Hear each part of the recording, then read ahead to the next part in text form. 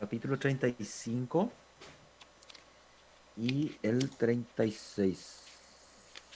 ¿Ok? 35 y 36, si no me equivoco. Sí, 35 y 36. Bueno, la parte de capítulo 35 nosotros, o sea, ese capítulo se enfoca en entender cómo funciona la inmunidad específica, ¿ya?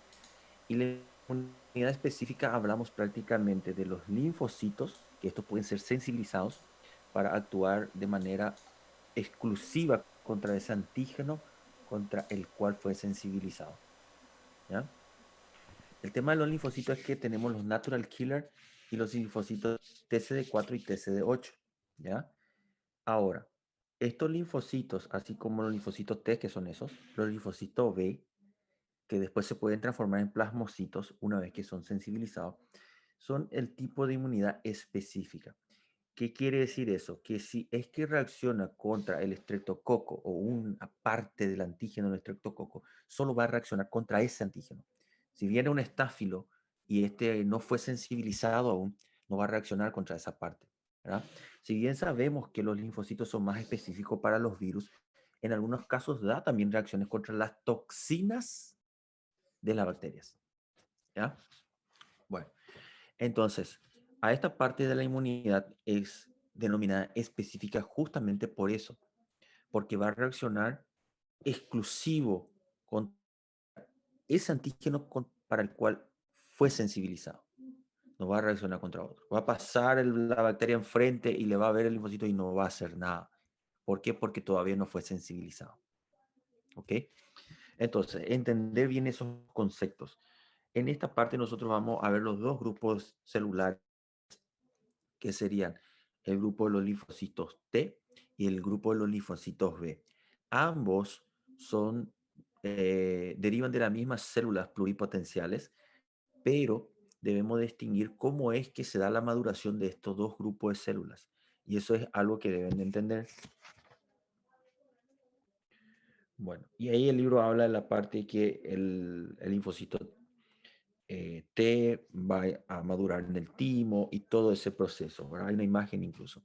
Si bien todos estos linfocitos van a derivar de la médula, la maduración de linfocitos T va a darse en el timo, ¿ya? Ahí se da la selección para que no reaccione contra nuestro propio cuerpo, eso es la función del timo, y luego vamos a tener los linfocitos B que lo hacen a nivel de, eh, de los ganglios linfáticos, ¿ya? Que ahí también tenemos células linfocitarias, ¿ya? Y médula incluso. Entonces, estas maduraciones y estas vías que tienen estas dos células son totalmente diferentes y eso es algo que deben de entender.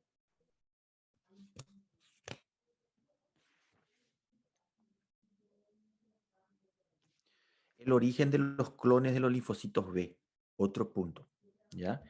Nosotros tenemos que, una vez que el linfocito, pues, si bien sale de la médula, el linfocito tiene que sensibilizarse. Entonces, una parte de los linfocitos B salen de la médula, pero estos se pueden sensibilizar y generar clones, es decir, se dividen ellos.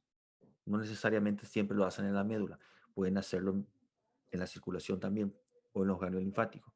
Y se dividen, o sea, se clonan. ¿Qué quiere decir un clon? Es un linfocito que fue sensibilizado para reaccionar contra un antígeno específico y se divide en dos y el otro hace la misma reacción contra el mismo antígeno. ¿Ya? Por eso se le llama clon. Bueno,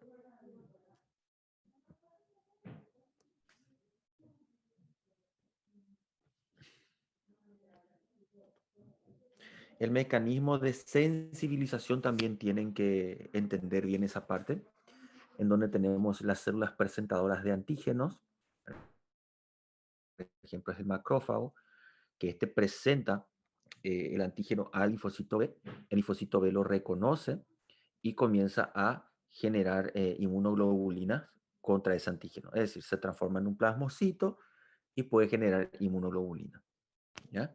Esa parte sí también. El tamaño de la molécula para ser reconocido, el tamaño de los epítopos, esa parte no hace falta, ¿ya? sí entender bien el concepto de cómo es que la célula presentadora de antígeno puede presentar al linfocito B, ¿ya?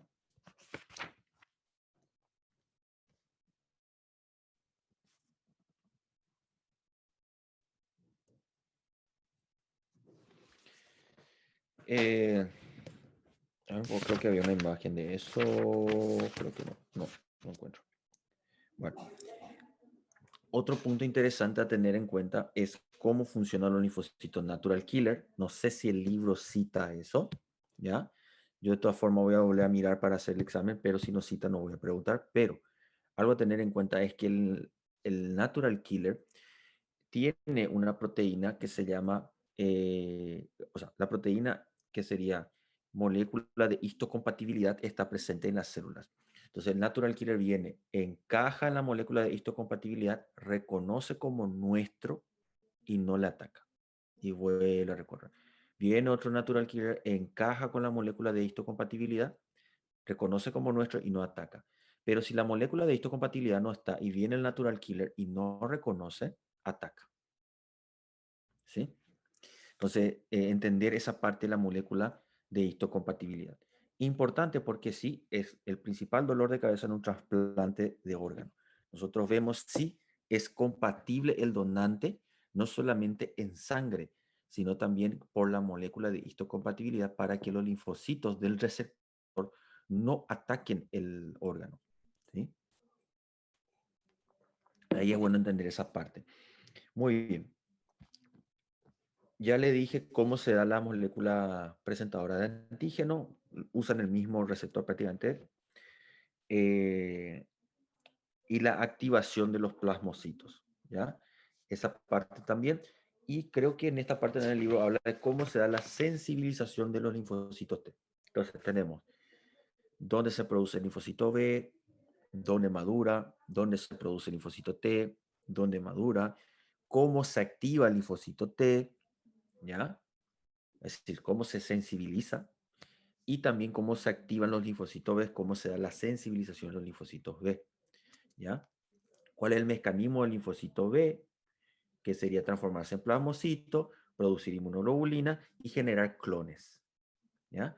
Y las células memoria, que eso nosotros usamos la vacuna para justamente las células memoria queden y cuando haya una infección por el virus de influenza, por ejemplo, esto no sea tan grave. ¿Por qué? Porque el cuerpo ya está sensibilizado gracias a las células memoria. Eso entender también. La célula memoria tenemos el linfocito T y linfocito B, ambos. ¿Ya? A ver si me falta hablar algo. Doutor, Escucho. permisso. Eu tenho uma dúvida a respeito das imunoglobulinas. No vídeo, o senhor explicou que tem tem a ativação. Vamos falar do linfocito B, por exemplo. A célula apresentadora de antígeno vai lá, apresenta o antígeno e ele começa a produzir as imunoglobulinas, certo? Vamos supor que seja uma IgG. A minha dúvida é a seguinte: essa imunoglobulina, ela fica presa? Ela pode. Eu tenho dúvida se ela pode fazer as duas ações ao mesmo tempo. Uma, ela ficar presa à membrana do linfocito e servir para se ligar ao antígeno, ou ela só libera as imunoglobulinas para as imunoglobulinas fazer opsonização e se ligar à La vía de complemento. membrana. O senhor entendeu? Não sei se eu Sí, expliquei bem. sí, no. El plasmocito genera inmunoglobulina, es decir, produce y suelta y empieza a circular esa inmunoglobulina por la sangre. La inmunoglobulina viene y se une y queda unida a la bacteria y eso por sí sola no genera ozonización. El tema es que la inmunoglobulina me va a activar el sistema de la vía de complemento, ¿ya? El sistema de la vía de complemento van a encontrar en el libro, yo no sé si te es en el video, creo que habría citado, que sería la parte, si, fíjense en el libro, la página 35.6, perdón, figura 35.6, ¿ya? Aguardo que abran su libro y me avisan.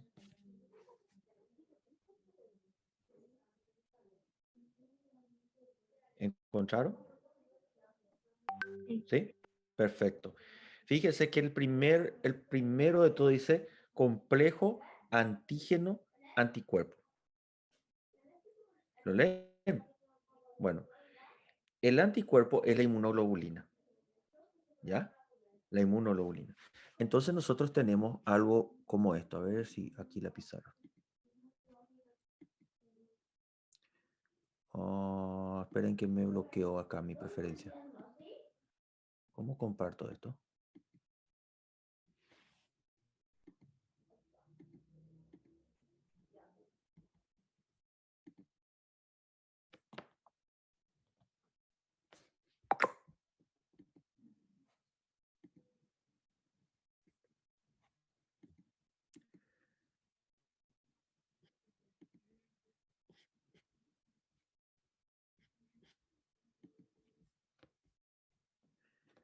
¿Y ahora?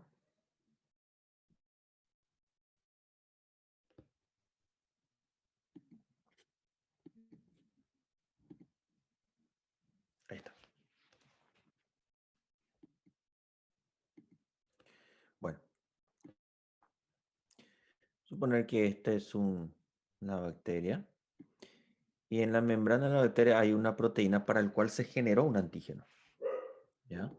Entonces, es una bacteria que está entrando por segunda vez y viene el bracito del antígeno, que es el anticuerpo. Digamos que esta es una IgG y se acopla a la bacteria. ¿Qué pasa? Que cuando se da este acoplamiento de la bacteria, de la inmunoglobulina, ¿sí? Me va a activar el sistema de complemento. Primeramente, aquí se me va... Ah, muy grande ya es eso.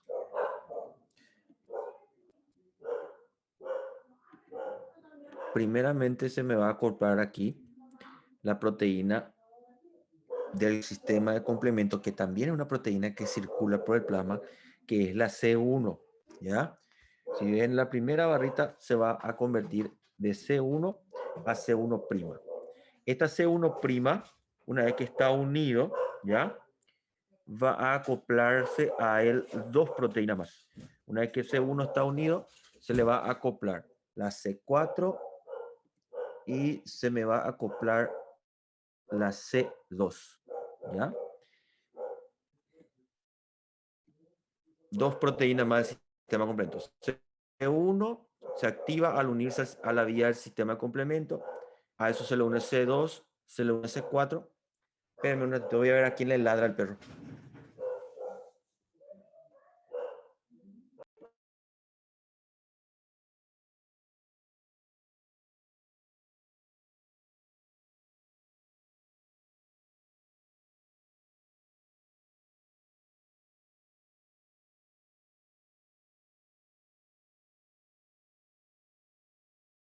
La C1 es la que va a unirse a la inmunoglobulina y me va a formar lo que sería el complejo antígeno, ¿ya? Anticuerpo.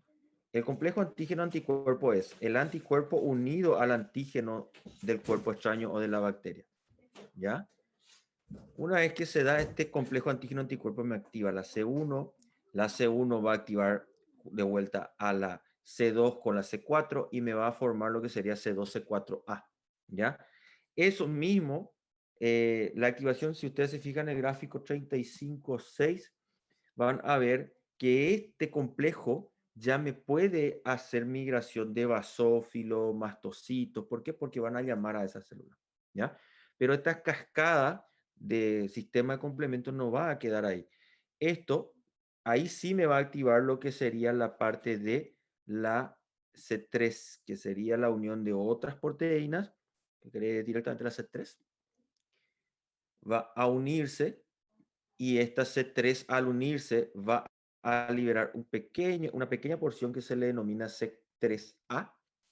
Esto de vuelta va a activar basófilo, mastocito, pero este complejo ya tiene la capacidad de causar oxonización. Es decir, ya tiene la propiedad de poder romper la membrana de la bacteria y generar la oxonización. Si no se da ese punto, va a seguir activando la cascada que va a ser la C6, C7, va a ir por la C8 y C9 Y cuando tenemos todas las cascadas de la proteína, tenemos al final lo que sería la lisis celular. ¿Ya? Doutor, uma Sí, dúvida. No caso C1, ele tem três partes. sí. A Q, que é que se junta com o Antígeno y anticuerpo. Isso. Aí, quando ele se junta, é que vai ativar a RAS e a RAS que vão rotar C2 e C4. Em C2A e C2B e C4A e C4B, não é isso? Sí, sí. Por eso le llamamos cascada, o sea, sistema, creo que en portugués le dicen sistema cascata de complemento, ¿verdad? Que es cascada en español, ¿verdad? Igual pasa con la vía de la coagulación, es una serie de proteínas que se activan, ¿ya? Cuando se da la activación de la C1, realmente lo que se va a dar es partición prácticamente de dos proteínas más. Lo mismo pasa con la C3, que sería C3A y C3B, ¿ya? La C3B es la que me va a causar ozonización y la C3A me va a activar más mastocitos, basófilos y, bueno, generarme vía la inflamación. La C3B tiene la propiedad ya de generarme lisis o bien seguir activándome la cascada de la coagulación, lo que sería después a ver, C5, C6, eso de vuelta al unirse me va a activar la C8, por la unión de C5, C6 es lo que me activa la C8 y la C9 y ahí ya tenemos lisis celular, ¿ya? Graças, doutor. De nada, de esa forma actúa el sistema de complemento, sea IgG, sea IgM o IgA. Cualquiera de ellos me va a activar la vía de la coagulación, así dije, la vía del sistema de complemento. ¿Ya?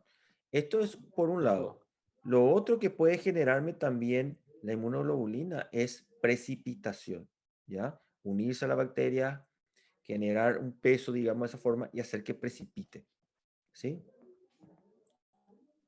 doutor, assim, a parte que, aí no caso, evoluindo, a parte que me deixa dúvida é a seguinte, o sistema de complemento gerou a imunoglobulina e liberou a imunoglobulina, ela vai causar a ativação do sistema de complemento para lisar.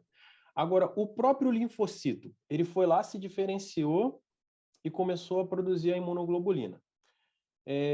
O papel dele é só esse, produzir imunoglobulina para que isso aconteça?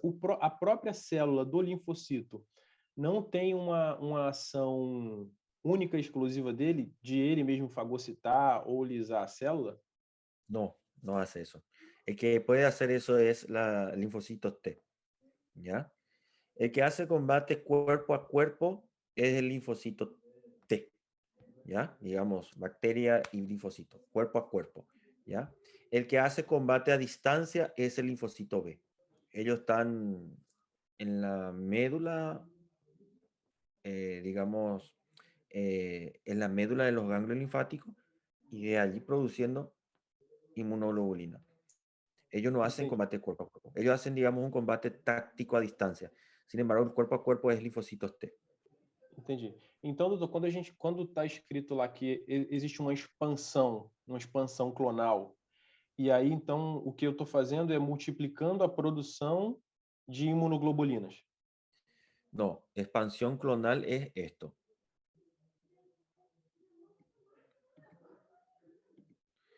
Yo tengo un linfocito B, ¿ya? Y este linfocito B es sensible contra una proteína específica de la membrana de una bacteria en específica, ¿ya?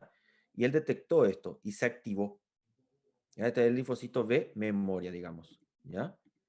Linfocito B memoria. Entonces, él detectó eso y se transformó a plasmocito, ¿ya? Una vez que se transforma a plasmocito, vamos a tener lo siguiente. Tenemos la B que se clona y se divide en dos, ¿ya? Uno de ellos, uno de los clones va a transformarse en plasmocito y empieza ya a producir inmunoglobulina. Este otro vuelve a clonarse y todo es específico contra el mismo agente. Vuelve a clonarse y vuelve a clonarse y genera varias copias del linfocito que algunos de ellos terminan siendo plasmocito y algunos terminan siendo B memoria de vuelta, ¿ya? Esa es una expansión clonal, ¿sí? Y todo producen inmunoglobulina, inmunoglobulina, inmunoglobulina. Gracias, doctor. De nada.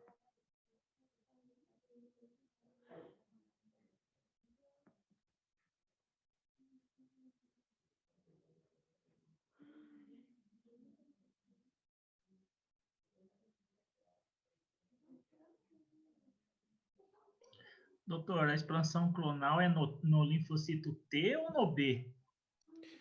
La B y la T, ambos pueden hacer eso. Ah, em ambos. Sí. Si bien más le decimos la parte de expansión clonal a la B.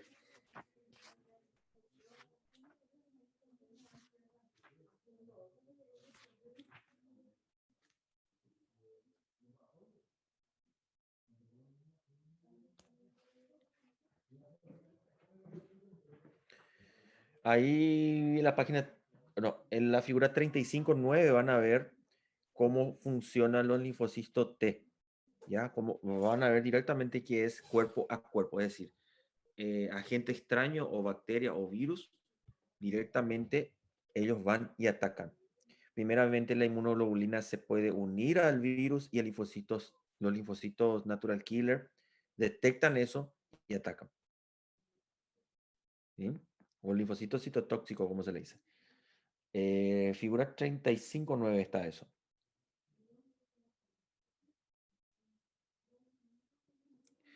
Bueno, entender bien esa parte de lo que le estaba comentando. Sigo un poquito con la parte de lo que hay que ir viendo.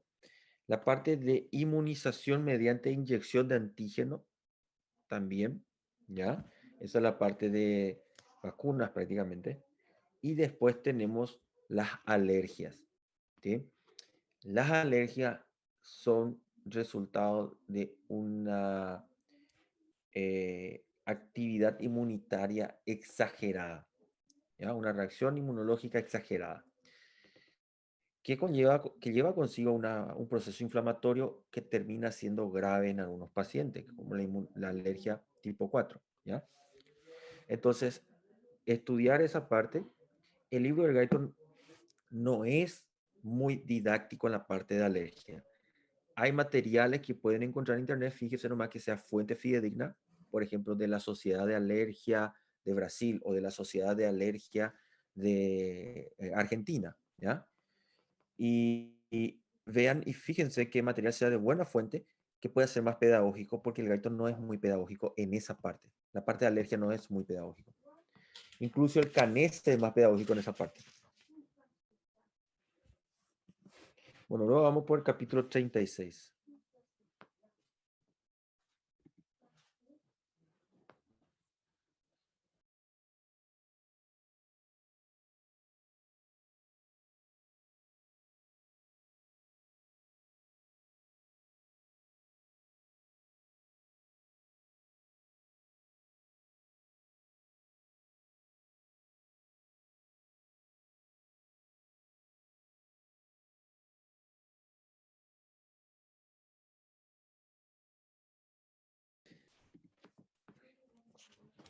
Bueno, vamos con el capítulo 36.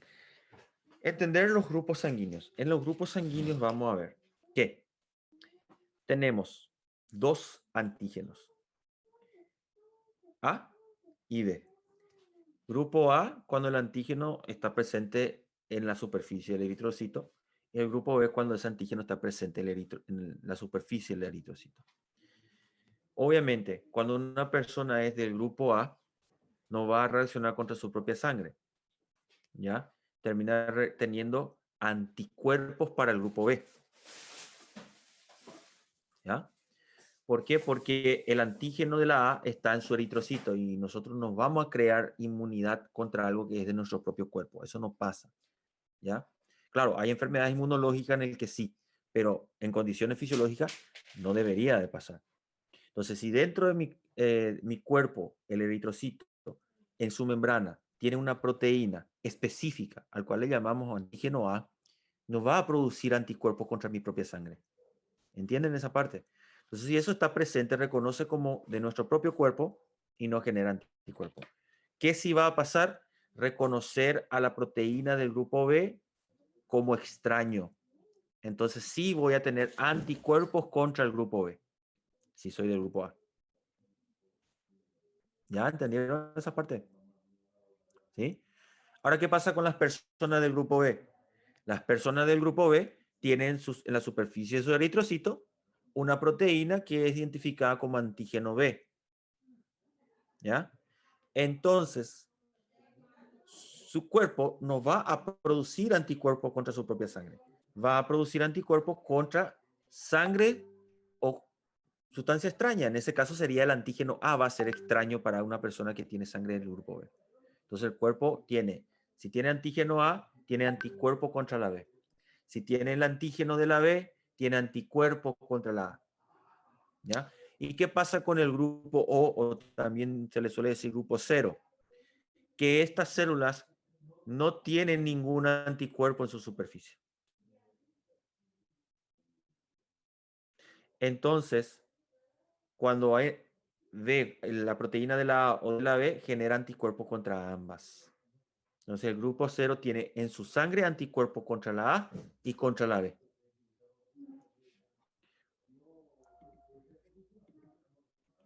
Entender bien esa parte, porque ahí queda fácil. Vamos a ver acá algo.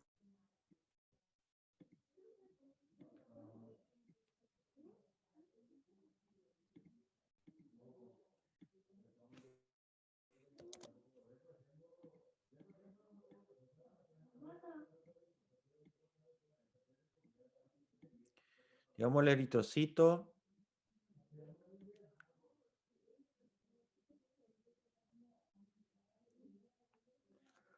Y no hay mucha figura, che. No tengo que dibujar.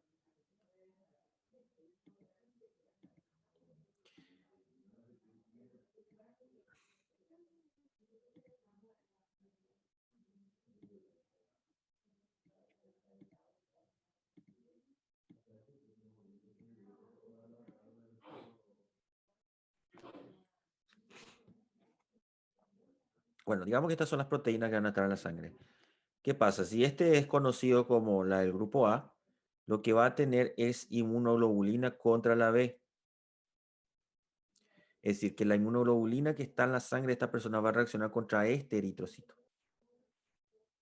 ¿Ya? Entonces este es el grupo A y el antígeno que tiene en sangre, el anticuerpo es contra el grupo B. Antígeno del grupo A, anticuerpo del grupo B. ¿Ya? Y lo contrario pasa en el grupo B. Tiene anticuerpo para el B, antígeno del grupo B, anticuerpo contra la A. Ya no va a reaccionar contra su propia sangre. ¿Ya? La del grupo AB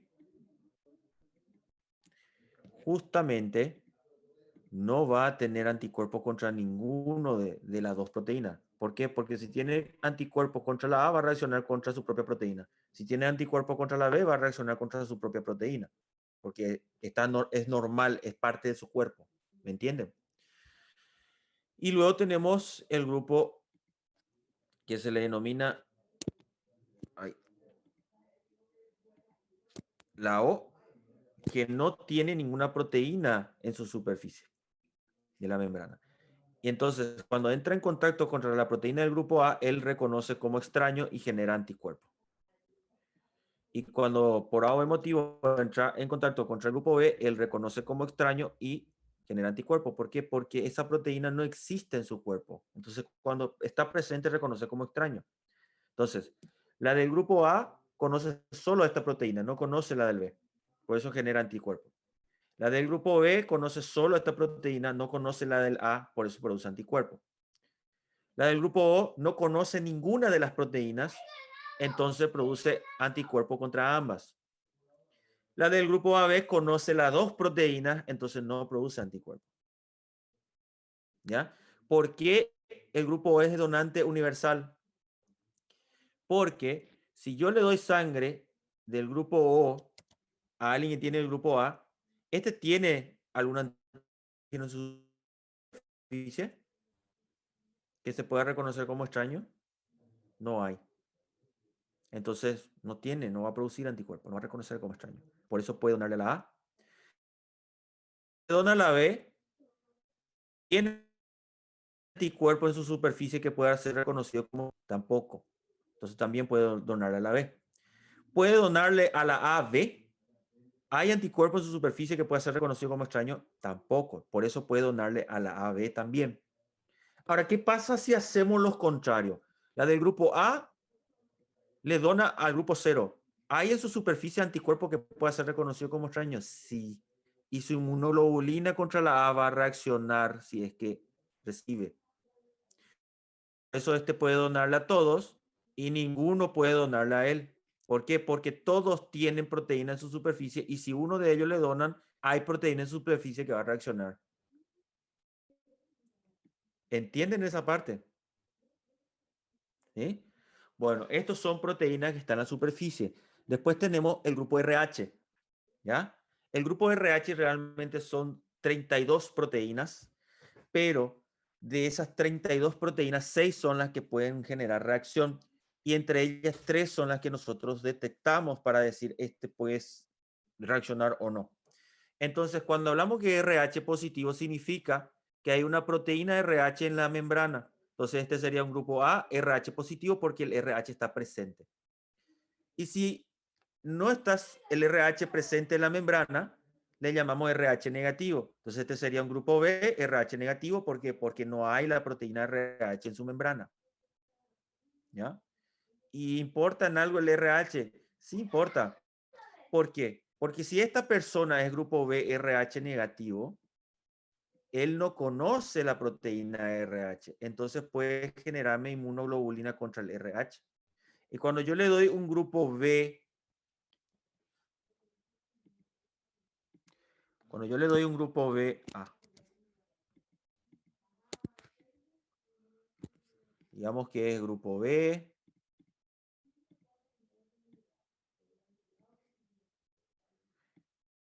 porque tiene la proteína en su superficie, pero aparte de ser grupo B, tiene la proteína RH también. Entonces, ¿qué pasa si este grupo B, que es RH positivo, le dona a este grupo B, que es RH negativo? ¿Puede reaccionar la sangre? ¿Tiene anticuerpo RH? Tiene. Va a reaccionar si este le dona. ¿Ah? Por eso el donante ultra universal es el grupo O RH negativo, porque ese sí no tiene absolutamente ninguna proteína en su superficie de membrana que pueda reaccionar contra otro grupo sanguíneo. ¿Ya? Por eso. Esto es el resumen de esta parte. ¿Ya? Entender este concepto es el foco, porque las preguntas van a surgir de esta forma y son casos clínicos. Paciente sufre un accidente, es de grupo sanguíneo A, de grupo tipo A, RH positivo, ¿ya? Y se le va a dar, usted acude al banco de sangre y el banco de sangre le informa que solo tiene grupo O RH positivo. Y la pregunta es si puede recibir o no ese tipo de sangre, su paciente, ¿verdad? Bueno, entonces entender este concepto en general, que eso es lo que explica todo el capítulo del Guyton en, creo que, 5 páginas. 1, 2, 3, 4, 5 páginas son. No es largo, pero esto es el resumen. Esto es lo que se enfoca en explicar el libro. ¿Me entienden? Esto es lo que necesito que me capten de este capítulo. No hay más otra cosa que entender después de esto.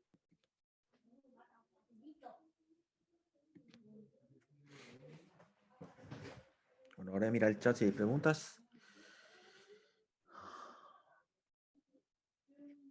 El proceso de aglutinación.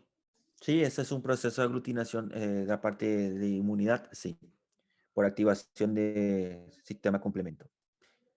Aglutinación es un IgA también, más bien IgA vamos a encontrar en la vía respiratoria. Mucosa, más que nada mucosa, ¿no?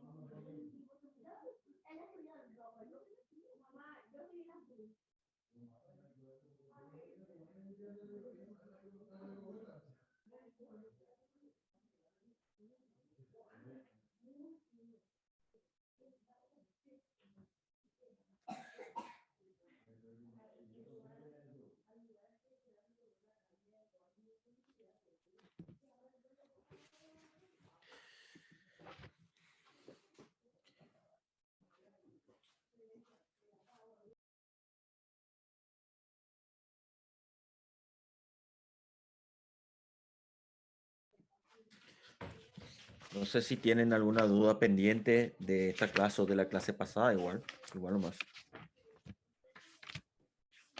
Es un poquito más Doutor, largo y complejo de entender, sería el 35, capítulo 35, que es inmunidad específica, ¿verdad?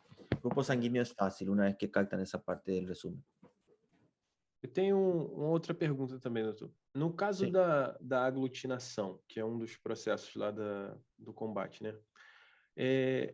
Existe o perigo dessa aglutinação ocorrer na torrente sanguínea e se existe esse perigo, existe aquele perigo de formação de trombo ou coisa parecida?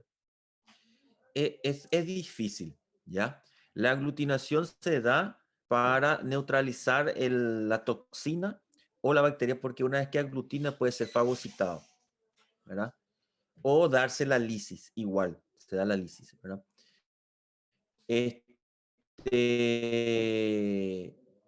En algunas patologías sí puede activar la vía de la coagulación y generar trombos, ¿verdad?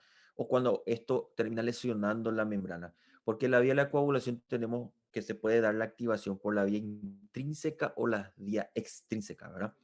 La vía intrínseca es la que se puede activar por este mecanismo de aglutinación y que puede generar, bueno, en el peor de los casos se da lo que llamamos coagulación intradiseminada, que agota toda la reserva de la plaqueta y después la persona empieza a sangrar por todo lado, ¿ya? Porque ya no tiene cómo controlar la hemostasia, ¿ya? Sangra el ojo, sangra la nariz, sangra el oído, sangra la gengiva, ¿ya?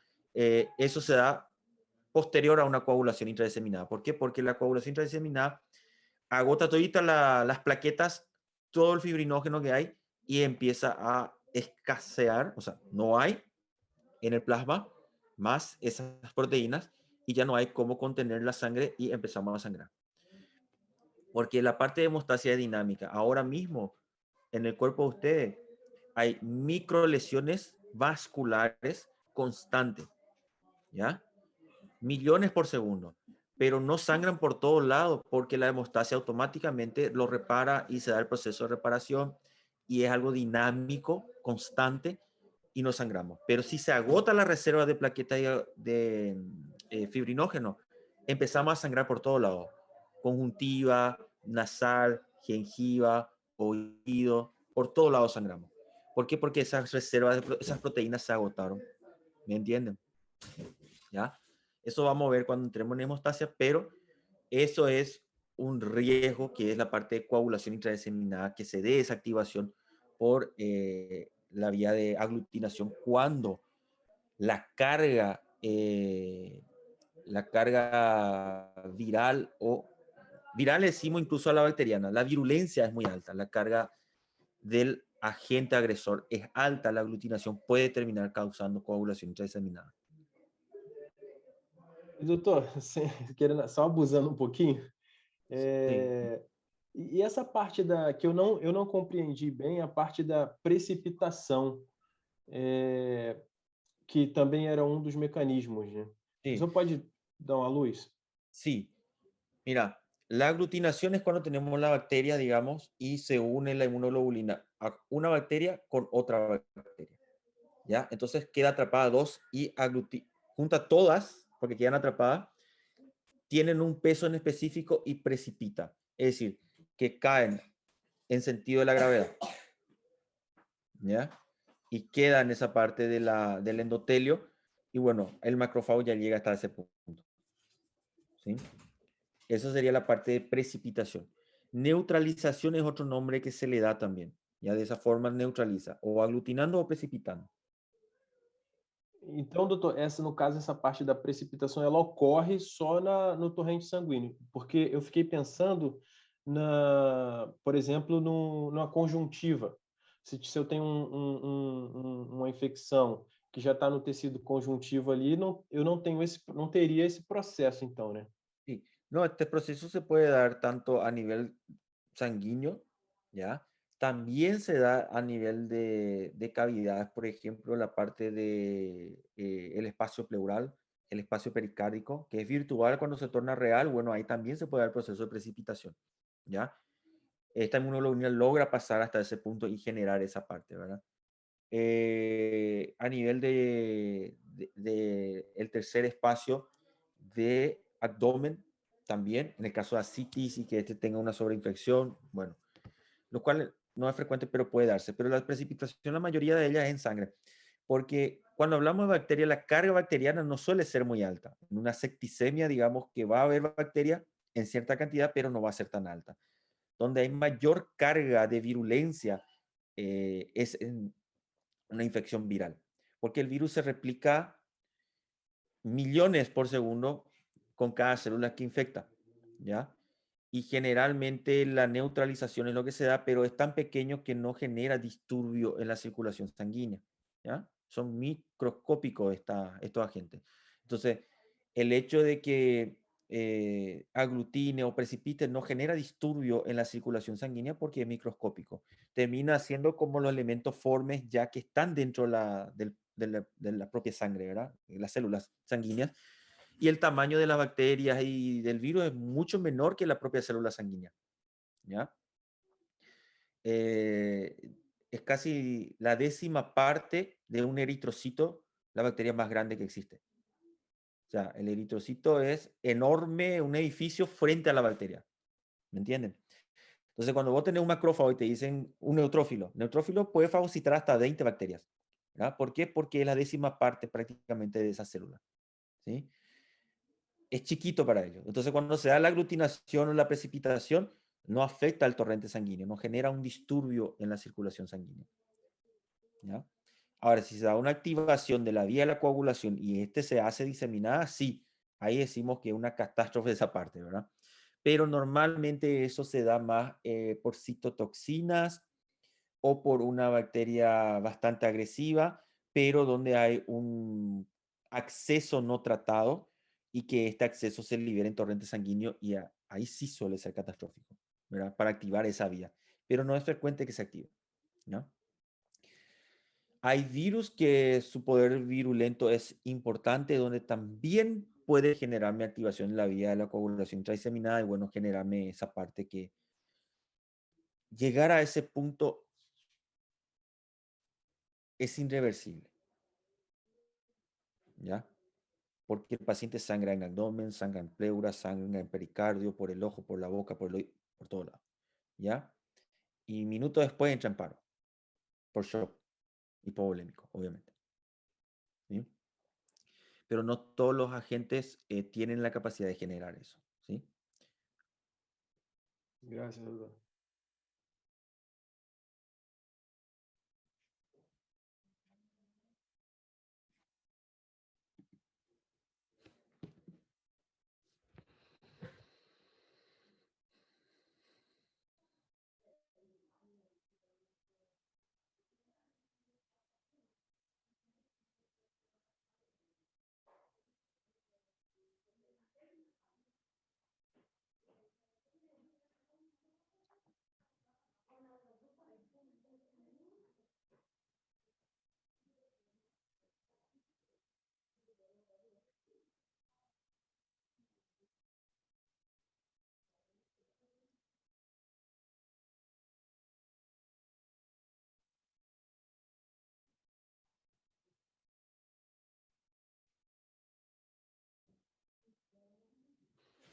Bueno, si no tiene más preguntas, dejamos por aquí nuestra conferencia. El viernes hablamos del mismo tema. ¿Está bien? Los 2 capítulos de vuelta, si tienen dudas, van a poder salir sus dudas. El que es un poquito más larguito es el 35, el de sangre es cortito. ¿Ya? Enfóquese en entender esos puntos más claves. ¿Está? Le dejo por aquí. Vamos a estar viéndonos el viernes. Que tengan una linda semana. Chao, chao.